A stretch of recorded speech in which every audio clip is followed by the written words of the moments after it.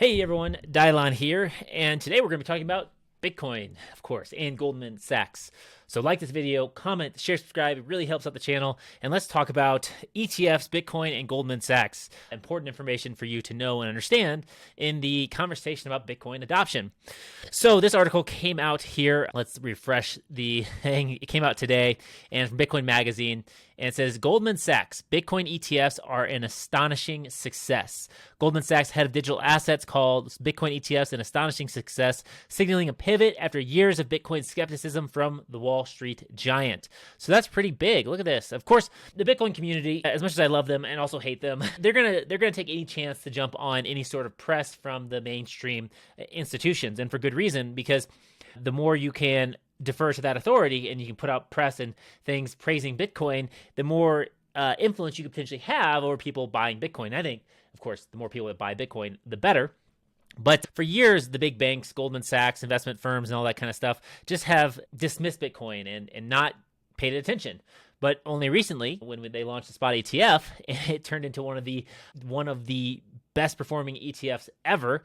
You're starting to see them start praising it. Why? Because before they weren't making money. They couldn't really make money. The regulations weren't in place. The track record wasn't there. So why are they going to talk positively about an asset that they can't make money on? It doesn't make sense there. So now that they can make money, and they are making money, and lots of money, of course they're going to talk positively about it because they want to make more money from it. And they make money by getting you to buy the ETF and charging you a fee. And also, of course, they hold the assets. So they are responsible for the custody of those assets, which you may think that's good, but you're still in the same problem of you have to have a trusted third party. And then, of course, Goldman Sachs is your trusted third party. Now, I'm not saying that Goldman Sachs isn't trustworthy for your assets. There's a reason why Goldman Sachs is Goldman Sachs, and they've done as well as they have. They do a really good job at what they do. But with that said, is you are still dependent on a trusted third party. And we know with Bitcoin that you should not necessarily leave your Bitcoin in the hands of an exchange, a custodian, anyone like that you haven't properly vetted and you probably don't understand the risks and everything there. So it's really cool to hear them say that. It said Matthew McDermott said the SEC's approval of spot Bitcoin ETF earlier this year marked a big psychological turning point for the industry. And that's the key here. And this is something that I always say is that Bitcoin adoption, the reason why it's volatile and all over the place is not because Bitcoin is volatile and all over the place. Bitcoin is incredibly predictable. It's an open source protocol, so you can go and see. There's no new surprises with Bitcoin, generally speaking. But it's people's interpretation and reaction to Bitcoin that is fluctuating. So one of the things I like to do, a quick story time, is when I'm driving on the highway. I live up here in the mountains, and so I drive Highway 70 a lot. And so the speed limit is 70 miles an hour where I'm at. And sorry, my hair's all over the place. One of the things with long hair is you got to deal with it. But the speed limit is 70 miles an hour, 75 miles an hour. What am I talking about? It's 75, and which is nice. And what I do is I don't generally like to speed because I don't like to worry about that. So what I'll do is I'll just set my truck cruise control. Of course, it's 75 miles an hour. I would never go faster than 75 miles an hour than the speed limit. But I cruise control at 75, okay? Maybe in a hypothetical world, it might be 77, but generally it's 75. But hypothetically, it could be 77. So anyways, I set my truck at cruise control because it's straight, it's flat, even though we're in the mountains. There's a couple curves. But what it allows me to see is the bad drivers. Okay, I can see the guys that are going fast because they fly by me. But the bad drivers are the ones that they adjust their driving speed, not based upon anything in the road or anything like that, but based upon their perception of what's around them. So these are the people that will come up on me. I'm going 77 or 75, so I know my speed is constant. They come up on me from behind, and then all of a sudden they don't pass me. And they change their speed because in order for them to come up on you, they had to be going faster than you were going. Now, in order for them to be even with you, they had to be going the same speed. So they adjusted their speed to my speed when they got near me. And then maybe they'll speed up a little bit and pass me, and then all of a sudden they slow down again, right? Or they slow down dramatically on the curves. So really quickly and easily, I can tell, and sometimes frustratingly, I can tell who the bad drivers are. It's the people that modulate their speed based upon who knows what, right? The cars around them. The good drivers, they pass you and then you never see them again because they're either going faster than you, or you pass them and you never see them again because they're going slower than you. That's generally how you tell who the good drivers and bad drivers or the consistent drivers are on the highway. So with that said, that's how people are with Bitcoin. But with Bitcoin being the vehicle that's traveling at that consistent speed, and people are the people that are all over the place. They're speeding up, they're slowing down. They see a hill, right? So they slow down. They go downhill, they speed up real fast. Volatile all over the place. And that is how the market reacts to Bitcoin. So it's not Bitcoin that's changing, it's everything else around it. And that's a really cool thing about Bitcoin. Once you start getting into that Bitcoin mindset, is that you start using Bitcoin as the measurement of everything else. Not everything else is the measurement of Bitcoin, but Bitcoin as the measurement of everything else. And that is a mindset shift to go from fiat thinking to Bitcoin thinking, which I think is incredibly cool, and it's hard to do. I still slip up on it, but once you start making that transition, you start seeing the power in Bitcoin. It is a psychological adoption that is happening where people are realizing that Bitcoin is the car, is the truck that's moving at a consistent speed on the highway, and they should be using Bitcoin to measure the other things, not the other things to measure Bitcoin. And these ETFs show that. So it's really cool to see that. The next thing I want to show you is from the block, and these are the Bitcoin ETF flows, and I think this is really good to pay attention to and study. One, because of just the importance of the spot ETF. It really signifies that shift from just retail investors to institutional investors. And now not all the institutional investors are invested in Bitcoin yet. There's still a lot more money to flow into Bitcoin than has already flowed into it. And so we can expect to see that in the future. So this is just important to pay attention to, with the spot ETF being one of the vehicles for that.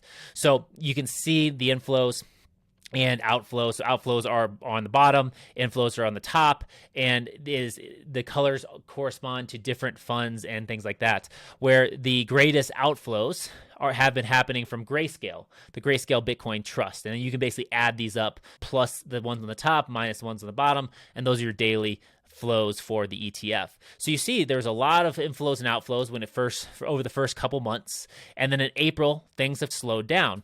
Now, we have had very positive inflows where a lot of the selling from Grayscale or outflows from Grayscale has gone down. And these are the past few days. This was on the 28th right here. Grayscale was negative 105 million. And then we had IBIT was 102.5, then we had a couple other ones. A total of 150 million for the inflows, okay? And total outflows of 105 million. So if you just do the math, 150 minus 105, about 45 million in inflows, same thing. But we've had positive inflows throughout May. Not a ton, okay? So there hasn't been a ton of buying. And I think that might be in part due to this. It was new, so new money flowing in here, and then also the price being lower. Since we've stalled out right here, the incentive for people to buy hasn't necessarily kicked in, although I think you should always be buying Bitcoin, of course, not financial advice, but you can see these trends. So one thing to check is if for whatever reason there's a big dip in the price, you can just go over here. This is the block.co and just look up spot Bitcoin ETF flows. You can just Google that and you can see, all right, did the ETFs flow in or out, right? Was it positive or negative for the flows? And maybe that could have something to do with that dip, or at least they're selling or they're buying because of the dip or in spite of the dip. So it's just something to pay attention to and just keep a lookout for this, especially if we start seeing big increases, big inflows into the ETFs. You're probably going to see some reaction in the market. So I think that's something very important to look at too. But overall, this is a lot of money and a lot of things flowing in. The other chart I normally reference is just the Bitcoin on exchanges, which is generally going down. So that's important to pay attention to as well. But today we're just focusing on the spot ETF. There's a bunch of other tools you can use here. So you can see the volumes throughout the different times. You can see the cumulative spot ETF volumes. So how much have flowed into them over time. We're looking at $275 billion, it looks like, that have flowed into these ETFs. That's pretty wild. This is spot versus futures. Obviously, spot is gaining more volume market share than the futures ETF. The futures ETF has been out for a while, but people don't use that as much. You can see the different market shares from the different groups, with IBIT being the biggest one. Grayscale Bitcoin Trust, it was the biggest, but we're seeing it's losing market share. So we're seeing that being split up. We're seeing this purple one, FBTC, it's maintaining right there. And so you can see it's at 21%. IBIT's at, we're tracking at the end. So this FBTC is at just around 20%. Grayscale, we're looking at 22, which back here, Grayscale was 50 to 58%. And then we're looking at IBIT, which I think is BlackRock's one, is almost at 50%. So a total shift there. A big thing was like just the structure of the funds, net flows. So you can see when we're positive or negative, and we've been positive here the past few days. We had a little bit of negative on one of the days. but overall, we've been trending positive. So that's very interesting. It's good to pay attention to this. And that's positive news hearing that Goldman Sachs is saying, hey, they're an astonishing success. And so what happens in marketing or business where you have a product or service that is successful? You keep trying to sell it, right? You say, hey, it works. So if you got a product that works, well, then you got to find more of the people that want to buy it and sell it to those people because it works. You have a fit for the market. So I think they're going to continue to do this. I think it might be some of the reasons why the ETH ETF was passed is because they want to replicate some of that success, and perhaps they want to double or more than double their trading fees. So if you have 2 ETFs to choose from, then the same type of customers, maybe instead of 5% allocation, I'm going to allocate like 7%. Okay, so now Goldman Sachs and these other funds are getting a larger portion of capital coming in, and instead of 1 trade, they're making 2 trades. So you can see why they might be incentivized to promote multiple ETFs, and maybe we'll see more come online here in the future once more dust settles with the SEC and the regulations and all that kind of stuff. It doesn't mean that I'm endorsing those other tokens or things. I'm still, for me, publicly, it's Bitcoin. And for, I think, the majority of people, 99.9% of people, just buy and hold Bitcoin. And you're going to be better off than trying to go down other routes. But for a certain percentage of people, some people you want to trade, some people you want to degen, some people you want to, you believe in the other cryptos and all that kind of stuff. Hey, go for it. I just think Bitcoin just works, right? Buying it and holding it and self-custodying Bitcoin is really important. And the final thing I want to share with you today is this Similar Scientific adopting MicroStrategy's Bitcoin Treasury playbook.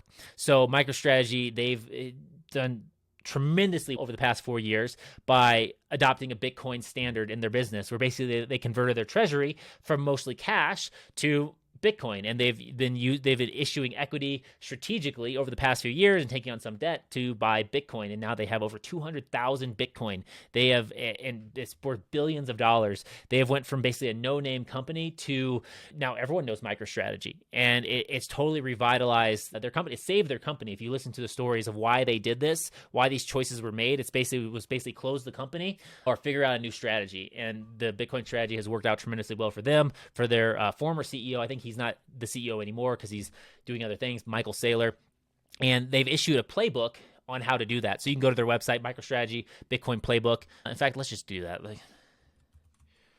Strategy Bitcoin document. I had went here before, so let's pull this up. So the Bitcoin Initiative Project Roadmap. So you can download the document. You can get other resources for Bitcoin, and they host a conference, and they just hosted one on corporate investment in Bitcoin.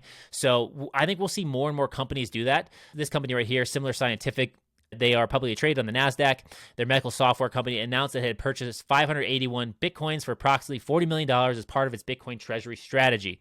So it's really simple. You just buy Bitcoin with some of your treasury reserves, and you hold a portion of those in Bitcoin.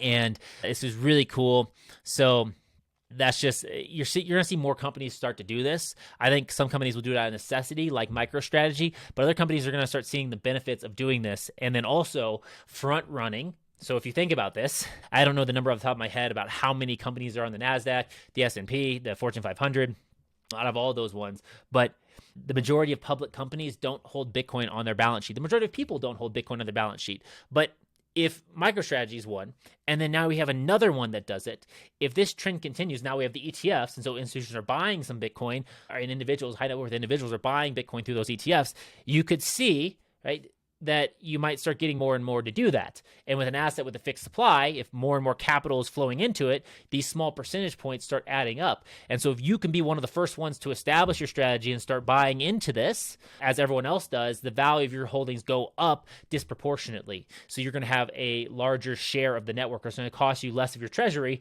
to have a larger share of the Bitcoin network. We can see this happening. This is one of the reasons why I don't want the price of Bitcoin to skyrocket overnight, because I want more time to buy it, because it's cheaper for me to buy Bitcoin now than it will be when Bitcoin's at $100,000 or $150,000 or $200,000, because I don't expect just to double the amount of money I make overnight. I aim to do that, but hey, it's not really reasonable to expect that. So it's much easier for people's wild reactions to Bitcoin to change overnight and them to value Bitcoin less, even though Bitcoin hasn't changed, and then me knowing what I know and now you knowing what you know to scoop up Bitcoin on the cheap for as long as possible. Anyways, I think that's very cool. It's cool to see that Goldman Sachs is now talking positively about Bitcoin. It's cool to see the data coming through, the amount of volume and the these ETFs, and it's cool to see other companies out there starting to add Bitcoin, create a Bitcoin treasury strategy. So if that's something you're interested in doing, feel free to reach out through some of the links below. I have a link, I think, to work with me, and we can talk more about this type of stuff and getting you set up with Bitcoin, helping you understand it, because now is the time. My biggest regret was I didn't take the time to do my own research and learn about Bitcoin sooner rather than later. So if you're listening to this now, you now have the opportunity to take action and start bringing Bitcoin into your life. So that's it for this video. Please like, comment, share, subscribe, and let me know what you think about this in the comments below, and I'll catch you in the next one. Peace.